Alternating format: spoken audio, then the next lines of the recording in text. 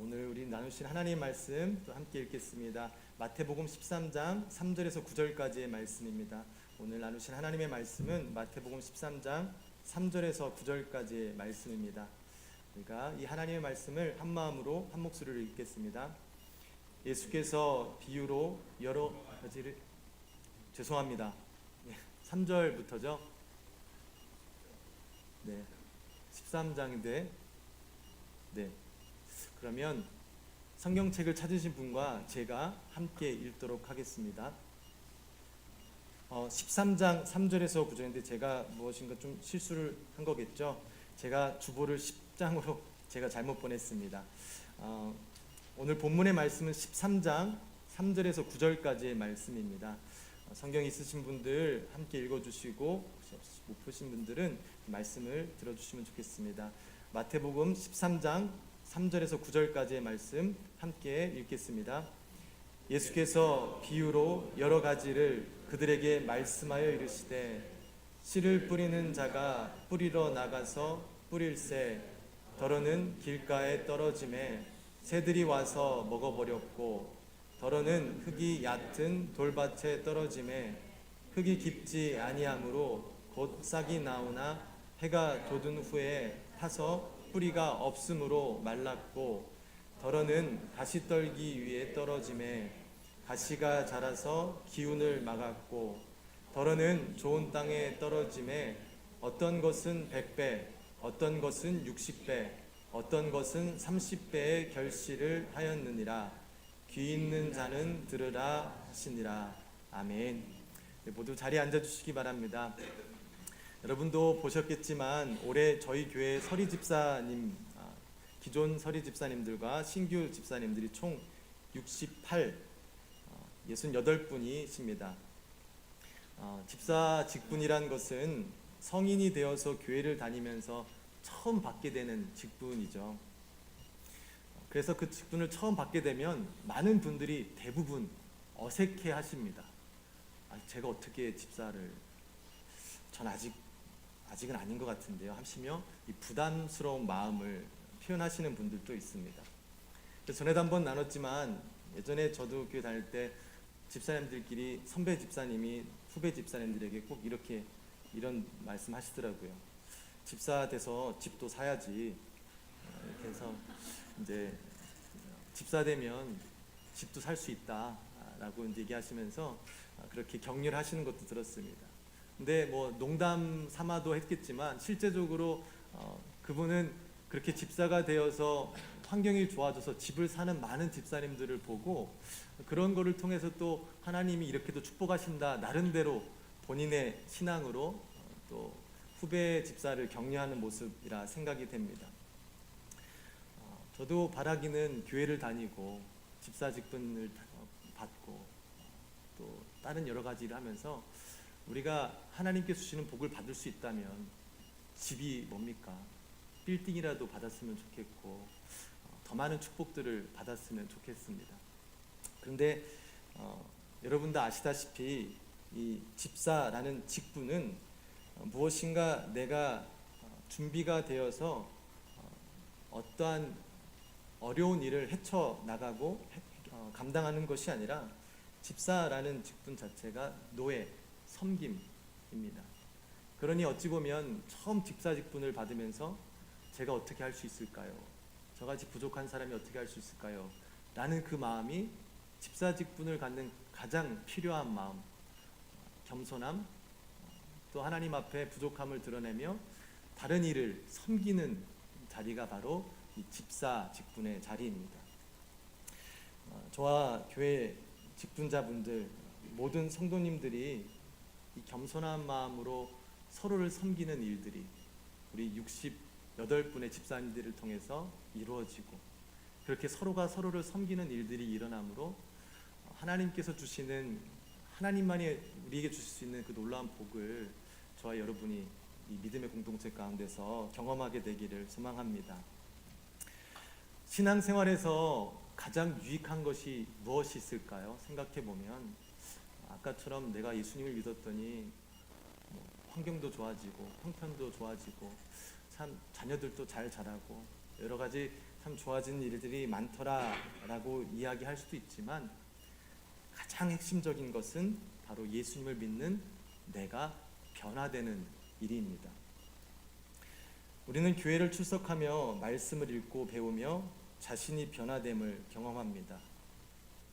이것은 우리가 어딘가에 가서 무엇인가 꾸준히 경험하고 배울 때 자연스럽게 일어나는 현상이죠. 미국에서는 좀 덜하긴 하지만 부모님들이 열심히 돈을 버셔서 자녀들 학교를 보내고 학원을 보내면 무엇을 기대하시나요? 애들의 환경이 바뀌기를 기대하시나요? 아니죠. 아이들이 더 똑똑해지고 더 많은 것을 배워서 지금보다 더 발전되는 것을 바라지 않습니까? 교회도 똑같죠. 우리가 교회 오면 올수록 내 환경이 점점 나아지고 뭔가 또 좋아지는 것이 아니라 내가 점점 발전되고 하나님 보시기에 하나님 형상에 닮아가는 모습이 일어나는 것이 우리가 교회를 다니면 다닐수록 마땅히 기대해야 되는 모습입니다. 근데 간혹 교회에 대한 기대가 이와는 반대일 때가 있어요. 내가 교회 나가면, 기도하면, 뭔가를 하면 뭐가 잘 되겠지, 좋아지겠지 라는 생각으로 교회라는 곳을 다니다 보면 정작 하나님께서는 우리를 사랑하셔서 다른 그 무엇보다도 그 한 사람에 관심을 가지시고 그 한 사람을 변화시키기를 원하시는 그 하나님 앞에 자신은 변화되지 않고 하나님 주신 복을 누리지 못하는 신앙생활을 우리가 경험할 수 있는 일들도 있습니다. 우리가 하나님 앞에서 변화되는 것, 성장하는 것, 이것은 지금보다 더 나은 사람이 된다라는 개념보다는 원래 하나님께서 우리를 하나님의 형상으로 만들었었는데 그게 죄로 인해서 어그러지고 하나님이 아닌 다른 것을 섬기며 살아가는 인간들이 다시 원래의 모습으로 회복하는 과정, 그러니까 변화가 아니라 회복의 역사가 일어나는 것이 바로 교회에서 우리가 기대하는 변화입니다. 사람이 변한다라는 거 했을 때 뭐를 가장 중요시 여기냐면 마음이죠. 사람이 마음이 변하면 사람이 변하게 되어 있습니다. 유대인들의 문화 가운데 사람의 마음을 밭으로 표현하는 문화가 있었습니다. 오늘 본문의 말씀은 예수님께서 사람의 마음을 밭으로 비유하신 이 네 가지 다른 땅의 비유로 우리가 말씀을 읽었습니다. 원래 이 비유의 제목은 씨 뿌리는 자라는 제목이지만 정작 본문을 보면 씨와 씨 뿌리는 자에 대해서는 동일하게 아무런 변화가 없고 동일하게 뿌려지는 그 씨앗, 그 농부에 의해서 받게 되는 네 가지 다른 땅, 이 토양의 다름으로 인해서 생기게 되는 다른 결과에 대해서 이야기하는 것이 오늘 말씀의 비유의 말씀입니다. 여기서 우리가 다 아시겠지만 이 예수님께서 비유하신 씨, 이 뿌려지는 씨는 하나님의 말씀이라고 우리는 알고 있습니다. 그 씨 뿌리는 농부는 예수님이라 알 수도 있고 아니면 지금 어디서든지 복음을 전하는 자들이라 우리가 생각할 수 있습니다. 그리고 땅은 그 말씀을 받는 자들임을 우리는 이 비유를 통해서 또 알아야 될 것입니다. 그때 당시 이스라엘이라는 땅은 시간도 오래전이어서 지금처럼 농기구가 좋고 기술이 좋아서 농사를 짓는 게 아니라 경작을 간신히 하고 그 땅은 밭 옆에는 길가가 있고 거기에는 울타리 같은 것도 없어서 구분도 별로 없고 또 돌이 많은 이스라엘 땅 가운데 땅은 경작해서 뭔가 된 것 같지만 그 땅 밑에는 돌들이 있어서 그 땅이 정작 깊지 않아 낮은 흙으로 되어 있는 이런 환경의 땅들이 있었습니다. 그리고 몇 가지 방법이 있었지만 오늘 비유로 사용하는 씨 뿌리는 방법은 씨를 경작한 땅에만 뿌리는 것이 아니라 씨를 흩뿌리며 그 땅에 씨를 이렇게 심게 하는 일들이었습니다. 그렇게 씨를 흩뿌리다 보니 결국 울타리가 없는 그 길가에도 씨가 나아가게 되는 것이고 내가 미처 발견하지 못한 돌밭, 돌 위에 흙에도 뿌려지게 되는 것이고 때로는 가시덩굴이 있는 곳까지도 씨앗이 가서 그곳에서도 그 씨앗이 열매가 아니라 새싹을 맺게 되는 일들이 있었던 것입니다. 이러한 그들이 다 알고 있는 내용들을 통해서 예수님께서는 예수님이 하시고 싶은 메시지를 전달하시게 됩니다. 먼저 길가의 땅에 떨어진 씨앗을 얘기하는데요. 이 땅은 사람의 마음을 이야기하는데, 먼저 이제 저는 목회자로서 되게 위안을 삼는 것이, 늘 예수님이 설교해도 사람들은 듣지 않았다. 그 참 위안이 돼요. 예수님이 설교해도 예수님에 대해서 반항심이 있었다.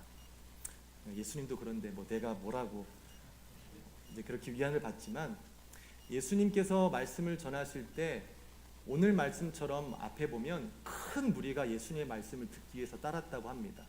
근데 동시에 예수의 말씀을 듣고 그거에 저항하며 예수님을 핍박하는 사람들의 무리도 커졌습니다. 분명히 예수님은 한 분이시고 똑같은 말씀을 전하는데 그 말씀을 듣는 사람들에 따라 다른 반응이 있었던 것입니다. 근데 그 반응이 어디에 문제를 찾느냐 하면 예수님은 마음밭에 있다고 이야기를 합니다. 그러면서 먼저 길가에 뿌려진 이 씨앗을 이야기합니다.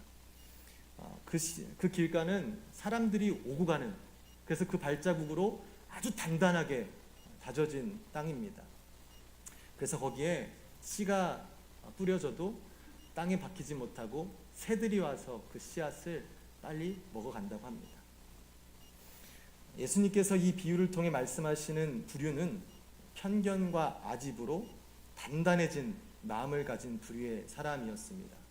조금 더 직접적으로 누구를 이야기하냐 하면 마치 저와 같은 종교 지도자들, 유대인의 지도자들, 바리새인 서기관들, 자신이 공부하고 자신이 알고 있는 것만 진리라 생각하며 그 누구의 이야기도 듣지 않는, 심지어 이 땅에 구원하러 오신 예수님의 말씀조차도 듣지 않고 자신의 변함을 허용하지 않는 자들, 그런 자들이 길가와 같은 마음을 가진 자들이라고 하십니다.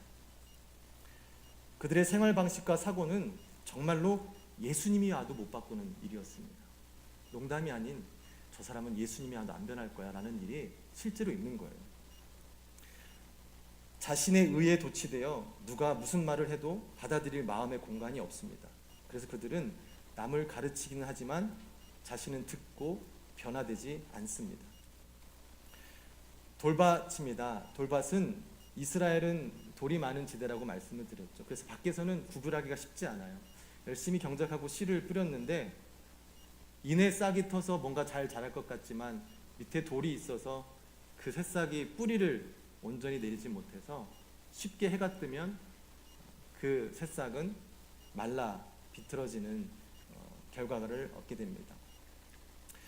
이것은 하나님의 말씀에 빠르게 반응하면서 오늘 말씀 너무 좋았어, 내가 딱 필요했던 말씀이야, 내가 그렇게 원했던 말씀인데 참 나에게 주시는구나 라고 그 하나님의 말씀에 바로바로 반응은 하지만 실제적으로 그 믿음이 필요한, 때로는 인내하며 고난하며 더 나아가는 믿음으로 인해 시험을 받고 믿음 때문에 유혹을 받는 일이 있으면 너무나도 쉽게 그 믿음을 버리는 사람들, 그런 사람들을 마치 돌짝밭 같은 마음을 가진 사람들이라고 표현을 하고 계십니다. 가시떨기 위는 어떨까요? 가시떨기 위는 흙 뿌려진 씨앗이 가시떨기 위에 뿌려졌을 때 그곳에 뿌려진 씨앗은 싹이 틔워지기는 하지만 주변에 있는 가시들이 기운을 막아서 자라지 못하는, 이 설명을 세상의 염려와, 말씀을 들어도 세상의 염려와 재물, 유혹에 말씀이 막혀서 말씀을 듣고도 그것이 마음밭에서 열매를 맺지 못하는 것, 어찌 보면 요즘 세대를 살아가는 저희들에게 있어서 이 가시덩굴과 같은 마음이 제일 많지 않을까? 분명히 말씀은 듣고 읽고 묵상은 하는데 세상의 염려와 내가 가진 욕심으로 인해서 늘 그 말씀에 부딪히고 때로는 말씀을 놓쳐버리는 일들이 요즘 세대 우리들 가운데 많이 일어나지 않나 생각을 해보게 됩니다. 가시떨기에 뿌려진 씨앗은 가시떨기에서 기운이 막히다라고 표현을 하는데요. 이 단어는 질식시키다, 숨을 막다라는 의미를 가진 단어입니다. 세상의 염려 때문에, 내 욕심 때문에 이 하나님의 말씀을 질식시키는 일들이 일어나는 거라고 합니다. 마지막으로 좋은 땅을 이야기하시면서 이 좋은 땅은 씨앗이 자라나기에 적합한 땅으로 그 땅에 뿌려진 씨앗들은 100배, 60배, 30배 아주 풍성한 열매가 맺힐 것이다라고 말씀하십니다. 이런 마음은 먼저는 하나님의 말씀을 사모하고 그 말씀을 마음에 새기고 그 말씀을 순종하며 살아가는 사람들을 가리키는 것입니다.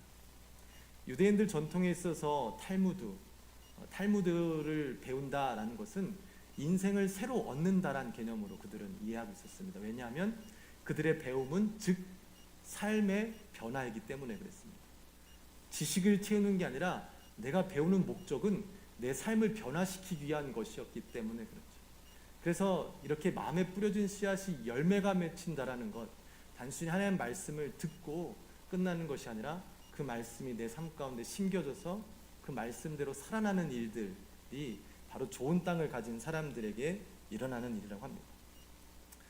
이 말씀을 일주일 내내 묵상하면서 이걸 누구한테 하신 말씀이지? 라는 생각이 제일 컸던 것 같아요. 이거 길가의 마음을 가지고 있는 사람한테 이 말씀 하시면 더 열받지 않을까? 네 마음 길가야. 넌 내가 아무리 얘기해도 변할 생각도 없고 변할 수도 없어. 너는 돌짝밭 같은 마음 갖고 있어서 안 돼. 이미 그런 마음은 말씀을 들어도 없어진다 얘기했잖아요. 왜 이 말씀을 하셨을까? 그렇게 구분짓고 변화되지 않는 사람들을 정죄하고 너는 그래서 안 돼 라고 하시려고 하셨을까? 라는 것은 아니 것을 말씀을 통해서 마지막에 깨닫게 됩니다. 이 비유를 말씀하시면서 마지막에 예수님께서 하신 말씀이 있죠. 귀 있는 자는 들을지어다. 이게 길가에 있는 사람 들으라는 것도 아니고 이 돌짝 마음 같은 사람한테 들으라고 너 듣고선 좀 변화되라 아니면 너 나빴어라고 얘기하는 게 아니구나.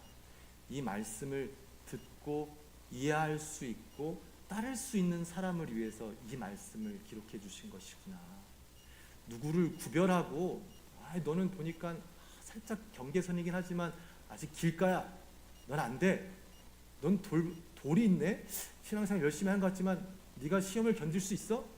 사람을 평가하라고 준 기준이 아닌 하나님께서는 어떤 사람이든 이 말씀을 듣고 하나님께서 주시는 그 씨앗을 받고 열매를 맺추기 위해 그 길로 가라고 격려하시기 위해서 믿음의 사람들에게 다 주시는 말씀입니다.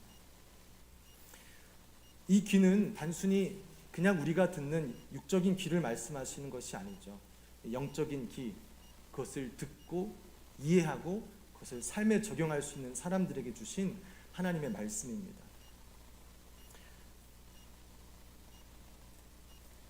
그래서 이 말씀으로 하나님의 사람들은 자신을 돌아보고 하나님의 말씀에 자신의 마음과 삶을 내어드릴 수 있도록 이 말씀을 통해서 우리가 스스로를 돌아보는 것이죠. 저와 여러분이 하나님의 말씀을 대할 때 좋은 땅으로 준비되어서 하나님의 말씀이 읽다가도 듣다가도 누구를 통해서도 들리면 그게 그냥 흩어 없어지는 것이 아니라 우리 마음에 잘 심겨져서 이게 나중에는 열매가 맺히고 이 열매를 통해서 그 하나님이 주시는 풍성함을 누릴 수 있다라는 것을 이 말씀을 통해서 기억하고 그것을 기대하며 내 마음 가운데 내 마음이 좋은 땅으로 변하기를 바라는 마음으로 예수 그리스도를 따르는 그런 신앙생활을 하게 되기를 소망합니다. 근데 문제는 이 좋은 땅을 어떻게 가질 수 있는 것인가? 성품인가? 신앙생활 오래 하면 좋은 마음 가질 수 있는 것인가? 라고 할 수 있지만 성경에 보면 참 아이러니하게도 좋은 땅, 좋은 마음은 사람의 노력으로 얻을 수 없다라고 합니다. 그래서 이 좋은 마음을 어떻게 얻는 것인가라는 것을 우리가 솔로몬을 통해서 좀 알아보려고 하는데요. 솔로몬은 우리 인간의 역사 중에 가장 지혜가 있던 사람으로 꼽히는 인물입니다.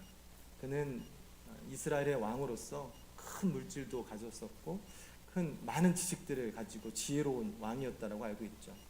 그가 왕이 처음 되고 하나님께 제사를 드리며 우리가 많이 들었던 1,000번째, 하나님께 정말 큰 제사를 드리며 나아갈 때 하나님께서 그의 마음을 보시고 너무 기쁘셔서 참 너의 제사를 내가 잘 받았다, 내가 너에게 무엇을 주기를 원하느냐 할 때 솔로몬이 하나님께 구한 것이 하나님 나에게 듣는 마음을 주시옵소서라고 구하게 됩니다.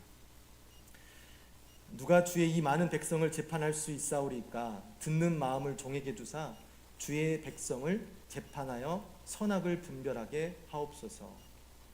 듣는 마음은 지혜로운 마음, 분별하는 마음으로 이해할 수 있습니다. 종교개혁자 루터는 이 마음을 순종하는 마음으로 번역을 했습니다.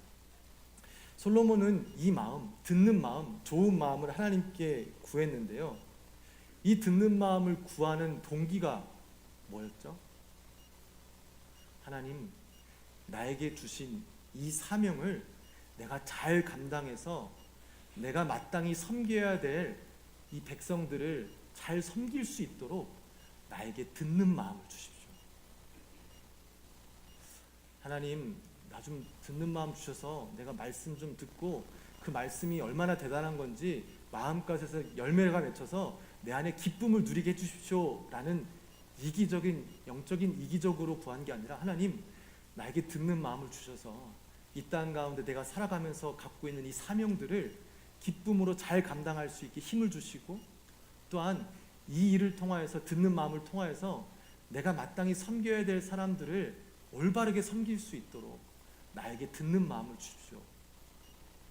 듣는 마음의 동기가 바로 자신이 이 땅 가운데 주신 사명을 잘 감당하고 자기가 마땅히 섬겨야 될 사람들을 위해 하나님께 구하는 솔로몬의 모습을 보게 됩니다. 저희는 지금 누가 예전에 그러더라고요. 동부 사람들 살아갈 때 동부 사람들은 되게 이기적이고 서부 사람들은 되게 프렌들리하다. 맞나요? 저는 동부 사람이에요. 차가운 남자인데 근데 어떤 분이 그러더라고요. 그게 사람 성격이 아니라 동부의 삶의 시스템이 그렇게 개인주의로 살지 않으면 살아갈 수 없는 시스템이기 때문에 거기에 살아가는 사람들이 그렇게 보일 수 있다라고 이제 이야기를 하는 것을 들었습니다. 그렇듯 우리는 이기적으로 살아가는 게 어느덧 우리의 삶에 팽배해지고 우리의 삶의 패턴이 되어가는 그런 시대를 살아가고 있습니다. 이러한 환경이 얼마든지 우리 교회 가운데도 영향을 주게 되죠. 신앙생활 하는 것이 내 중심적인 신앙생활, 내가 따르기에 맞아야 되고 나한테 좋아야 되고 나한테 어느 성향이 맞아야 되고 모든 중심이 나, 은혜를 받는 것도 나, 내가 성령 충만한 것도 나, 모든 게 나 중심적으로 신앙생활이 초점이 맞춰지게 됩니다. 근데 하나님의 방법은 그게 아니라 너를 통해,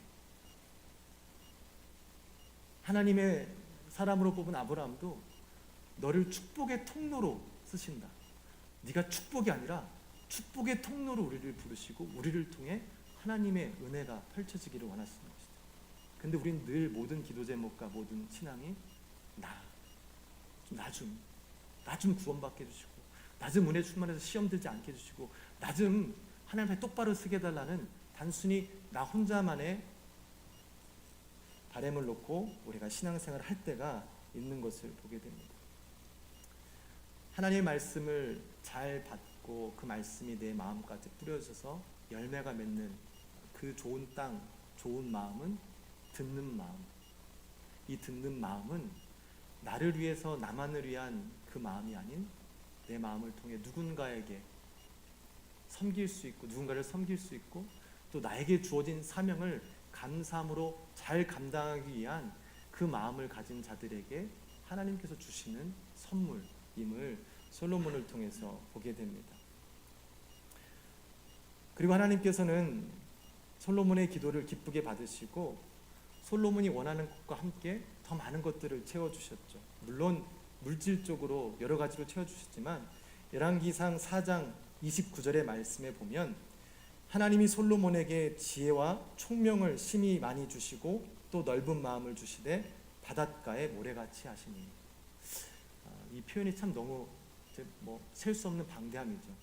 넓은 마음, 단순히 넓은 마음에서 누가 뭐라고 해도 다 받아준다는 마음보다는 하나님께서 그에게 주신 지혜가, 그에게 주신 지식이 얼마나 크다라는 것을 표현하기 위한 것입니다. 하나님께서는 솔로몬의 그 누군가를 위한, 타인을 위한 자신에게 주어진 사명을 위해서 하나님께 듣는 마음을 간구했을 때 하나님께서는 그가 생각했던 것보다 더 크게, 더 후하게 주셨다는 것을 말씀을 통해서 우리에게 또 드러내 주시고 계십니다. 제가 어제 이제 또 마무리를 하고 있는데 저희 막내가 막 아프다고 우는 거예요. 막 조그만 게 우니까 뭐 어떻게 아픈데도 설명도 못하는. 그래서 이제 옷을 막 부랴부랴 입고 알버슨에 가서 약을 막 구해서 막 이렇게 먹이려고 하는데 벌써 괜찮아졌다 하더라고요. 참 잠깐만 지나갔으면 제가 시간을 좀 세이브할 수 있었는데 아픈 아이를 변화시키기 위해, 병든 아이를 회복시키기 위해 사랑하는 부모가 일하는 것은 당연한 것이죠. 영적으로 병들어 있고 타락해 있는 자녀를 위해 하나님은 우리보다 더 노심초사 그 회복을 위해서 쉬지 않고 기도하시고 일하시는 분이라고 말씀을 통해 우리에게 알려주십니다. 우리가 변하길 원하시는 거예요. 왜? 하나님은 여러분을 사랑하니까. 사랑하는 여러분이 변하기를 원하는 거예요. 다른 게 변하는 거 중요하지 않아요. 말씀을 받는다. 내가 그 말씀으로 변화되고 하나님이 주시는 그 씨앗을 잘 품고 열매 맺어 그 나의 삶의 변화됨이 끝이 아니라 변화된 나의 삶이 나에게 주어진 사명을 잘 감당할 수 있는 능력이 되는 것이고, 내 주위에 있는 내가 마땅히 사랑하고 섬겨야 될 사람들을 섬길 수 있는 능력이 주어지는 것이 바로 이 듣는 마음, 하나님이 주시는 마음으로부터 시작되는 것을 말씀을 통해 깨닫게 됩니다. 저와 여러분, 하나님께 나올 때 그 어떤 것보다도 하나님 나에게도 우리에게도 듣는 마음을 주셔서 이 듣는 마음을 통해서 하나님이 하시는 놀라운 일들이 우리 삶 가운데 드러나기를 원한다 라는 기도로 또 하나님께 나와 그 은혜를 누리게 되시기를 축복합니다.